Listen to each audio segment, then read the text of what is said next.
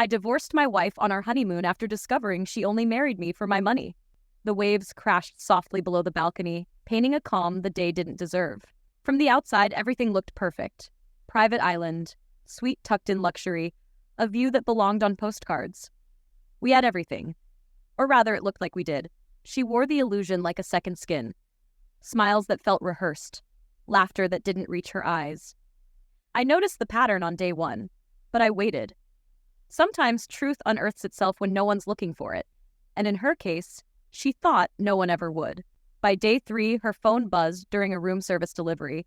I handed it to her without saying a word, but she didn't know I'd already seen it. The message stared back at me long after she'd walked out to the patio. Short, sharp, enough to make everything click. Once the accounts are in my name, I'm done playing perfect. Sent to someone named Leo. The message was time-stamped that morning. And just like that, the final puzzle piece snapped into place. The same woman who had insisted on joint accounts just a week after our engagement. The same one who claimed she wanted a simple life with me, all while conveniently forgetting her purse every time the bill came. The same one who asked about my will 3 days after we said our vows. I had my doubts even then. Her timing never matched her affection. Her words were sweet but hollow, her reactions too calculated. So before we even said I do, I spoke to my lawyer, quietly, carefully, just in case. Every document she signed had fine print she never noticed.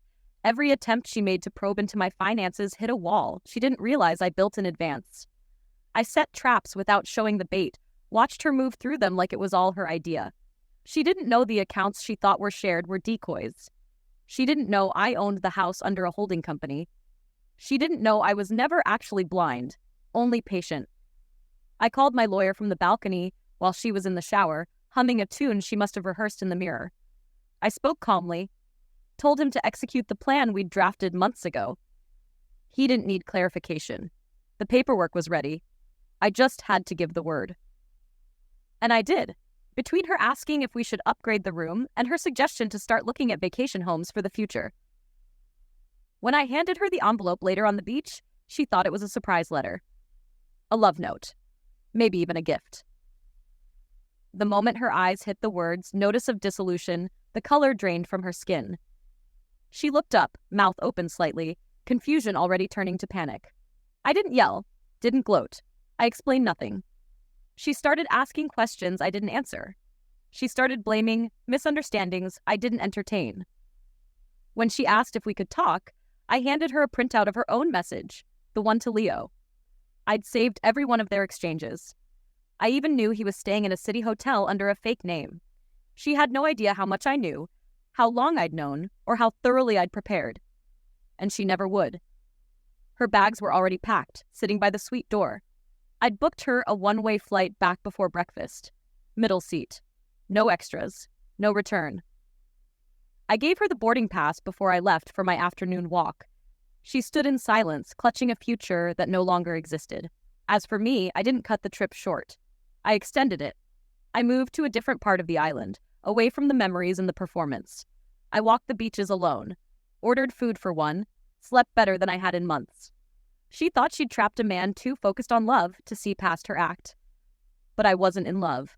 I was in observation mode, and she failed the test before it even began. I didn't marry her because I was foolish. I married her to confirm what I suspected, and once confirmed, I didn't hesitate. Emotion never clouded the facts. She came looking for a treasure chest and left with a printed itinerary back to her old life. I didn't check to see if she cried after I left. That wasn't my concern anymore. Everything had already been decided before the ring touched her finger. The ceremony, the vows, the smiles for the camera, it was all a script I let her believe she wrote. The difference was, I had the real ending long before she ever thought about faking love.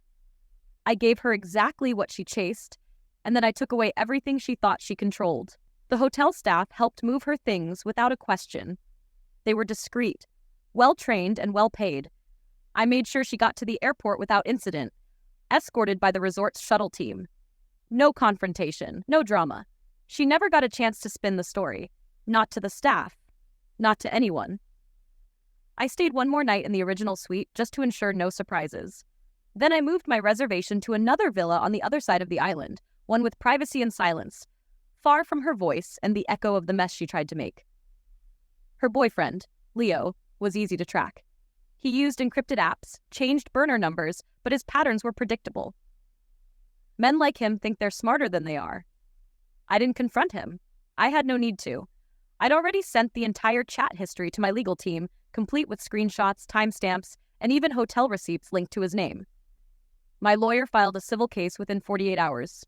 Identity fraud, conspiracy, attempted financial theft. And even though no money left my accounts, the intent was documented, detailed, undeniable.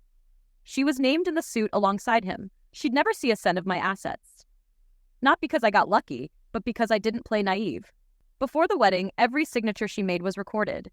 She agreed to a prenuptial agreement, hidden inside documents she never read. She thought it was paperwork about the venue, decorations, catering. But buried inside were clauses that protected every dollar I owned, including post-marital finances. Everything she thought she'd win by deception was already locked behind doors she didn't know existed. After she left, her family tried reaching out. Messages pretending to be confused, voicemails laced with passive guilt. They never asked what happened, just why I acted out of nowhere. I never replied. They were either complicit or blind, and I had no interest in explaining myself to either. I changed my number the next day, updated all points of contact, and shut the door on every person who saw the wedding as a stepping stone to their own gain. I stayed on the island for another week.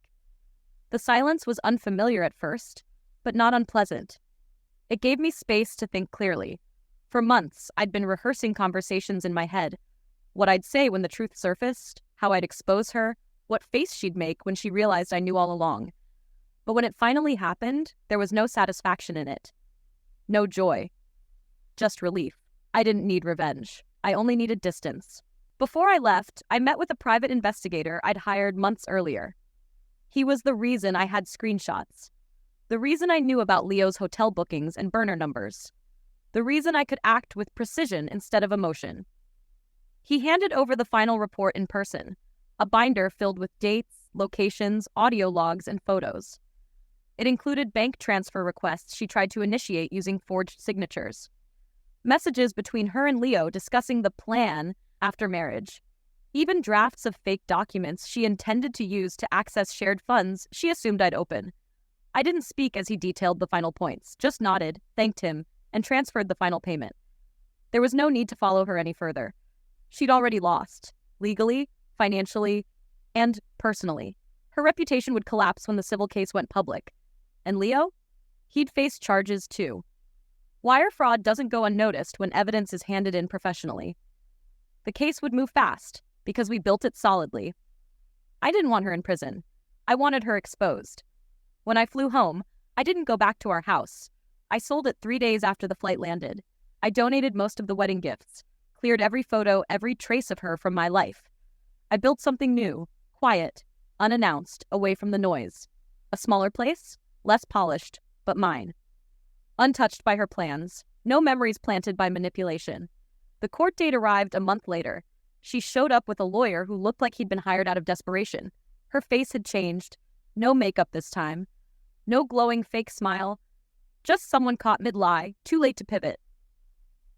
Leo wasn't present. His warrant had already been issued. She sat 2 rows behind me, but never tried to speak. She knew. Any word she said would be met with documents, timelines, receipts. She stayed silent, just like I wanted. The judge read the evidence in under an hour. Case moved fast, no resistance. She'd signed everything, admitted everything in messages. There were no denials, just delays, requests for leniency that never stood a chance. The court granted my full claim. She was fined, heavier than she expected. My legal fees were covered, damages awarded, restrictions placed. She couldn't come near me,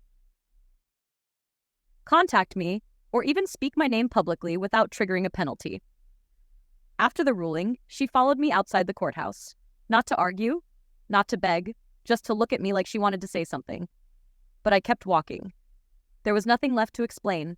She could keep whatever story she told herself about why it failed. But I knew the truth, and that was enough. Months passed. I didn't date again. I didn't chase distraction. I focused on my business, rebuilt the parts of myself that got worn down, pretending not to notice the woman beside me was a lie wrapped in expensive perfume and well-timed compliments. I stopped entertaining people who came close only when they saw the shine. I became harder to reach, harder to read. Not because I was bitter, but because I was finally clear. One afternoon, I got an alert from a friend in finance. He'd seen her name pop up in an industry forum, someone trying to pitch a startup idea, asking for investors.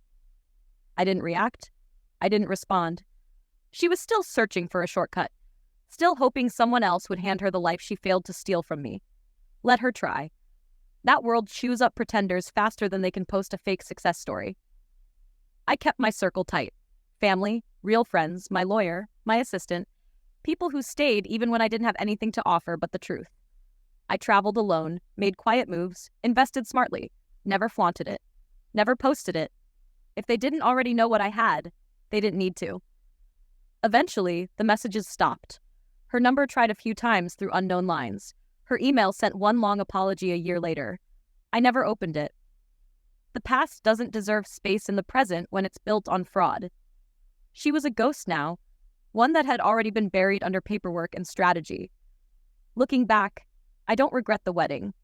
I don't regret letting it happen. It gave me clarity I couldn't have found otherwise. It taught me how deep someone could dig for greed when they believed they were undiscovered. It showed me what it looked like when love was faked, when vows were weaponized, when loyalty had a price tag. She thought she played me. Thought I'd be the fool crying over betrayal.